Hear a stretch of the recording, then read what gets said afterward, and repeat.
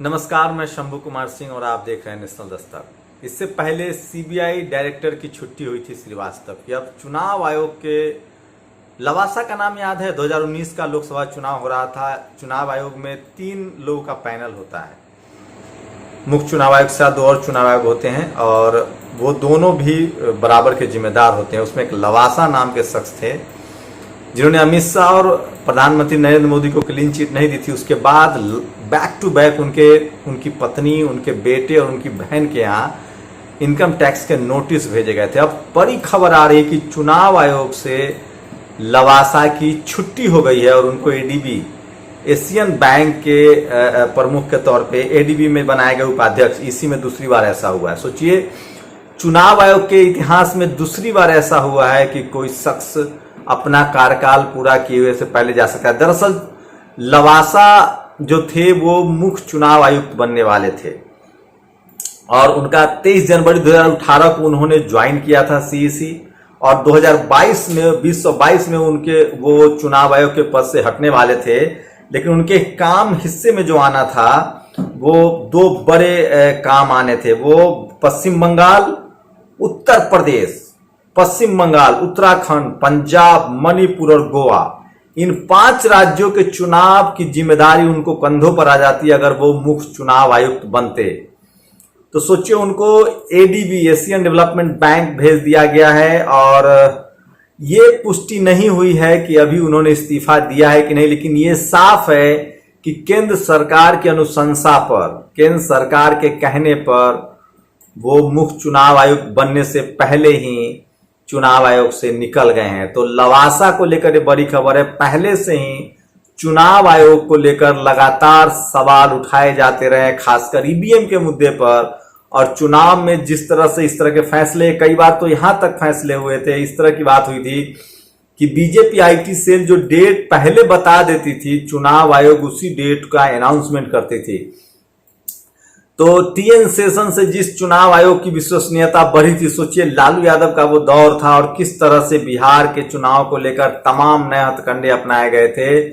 और उसके बाद अब चुनाव आयोग की संदिग्धता जो है वो पूरी तरह से घेरे में है और लवासा के जाने के बाद अब लोग और सवाल पूछना शुरू कर देंगे। ऐसा इतिहास में दूसरी बार हुआ है। इससे पहले जो बता दूं आपको कि कब हुआ था इस तरह से, इससे पहले सुशील चंद्र ने समय से पहले चुनाव आयुक्त के रूप में अपना कार्यकाल पूरा नहीं किया था। वहीं 1973 में मुख्य निर्वाचन आयुक्त नागेंद्र सिंह ने चुनाव आयोग में अपना कार्यकाल पूरा करने से पहले अपने पद से इस्तीफा दिया था। इसके बाद वो इंटरनेशनल कोर्ट ऑफ जस्टिस में जज बन गए थे।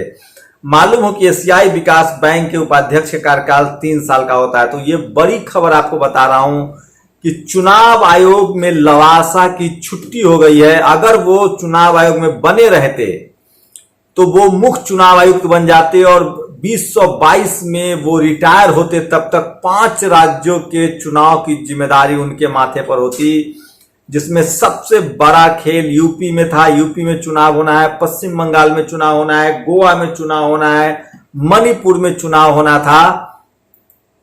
और लवासा को लेकर जिस तरह से उन्होंने सीधे सीधे सरकार से टकराव मोल लिया था, उसके बाद से जिस तरह से उनके घर पर इनकम टैक्स की रेड पड़ी थी, उनके बेटे के कंपनी पर रेड पड़ी थी, उनकी पत्नी के कंपनी पर रेड पड़ी थी, उनकी बहन के कंपनी पर रेड पड़ी थी, उसके बाद से लगातार इस तरह के चीजें हो रही थी। तो इससे कहीं ना कहीं और इस बात को पुख्ता सबूत मिल रहा है। पुख्ता इस तरह से लोग कयासबाजी करेंगे कि क्या सरकार के सामने जो भी आता है, या तो सरकार के हिसाब से काम कीजिए या सरकार आपको निपटा देगी। सोचिए, एक आईएएस अफसर, माफ कीजिएगा, एक आईपीएस किस तरह से जेल में है यूपी में, गुजरात में जो दंगे के समय से लगातार उनका मोदी से कंट्रोवर्सी रहा। सीबीआई प्रमुख थे श्रीवास्तव, उनका किस तरह से नहीं बना। और उसके बाद अब चुनाव आयोग से लवासा का निकलना कहीं ना कहीं बहुत सारे सवाल खड़ा करता है। जिस तरह से 2019 के लोकसभा चुनाव में उन्होंने इनिशिएट किया था, सरकार उनसे नाराज थी और अब साफ हो गया है कि वो चुनाव आयोग में प्रमुख का पद नहीं ग्रहण कर पाएंगे। इस चुनाव आयोग में जो 3 लोग का पैनल होता है उसमें एक मुख्य चुनाव आयुक्त होता है। तो 2022 तक अगर वो रिटायर होते तो मुख्य चुनाव आयुक्त बनते और उनको 5 राज्य चुनाव कराने की जिम्मेदारी मिलती। उससे पहले ही उनको केंद्र की अनुशंसा पर, मैं क्लियर कर दूं, अखबार लिखता है, इंडियन एक्सप्रेस के हवाले से खबर है कि केंद्र की अनुशंसा पर उनको एडीबी एशियन डेवलपमेंट बैंक भेज दिया गया है। वो दूसरे शख्स होंगे जो अपना कार्यकाल पूरा किए हुए चुनाव आयोग को छोड़ रहे हैं। आप लोग की क्या प्रतिक्रिया, अपनी प्रतिक्रिया जरूर बताइए। शुक्रिया। नेशनल दस्तक की आपसे गुजारिश है कि अगर इसको बचाना चाहते हैं तो नेशनल दस्तक को सब्सक्राइब करने के लिए रेड कलर के सब्सक्राइब बटन को दबाएं, फिर बेल आइकन की घंटी दबाएं। नेशनल दस्तक को बचाने के लिए बहुत जरूरी है कि हर खबर को शेयर करें, लाइक करें, कमेंट जरूर करें।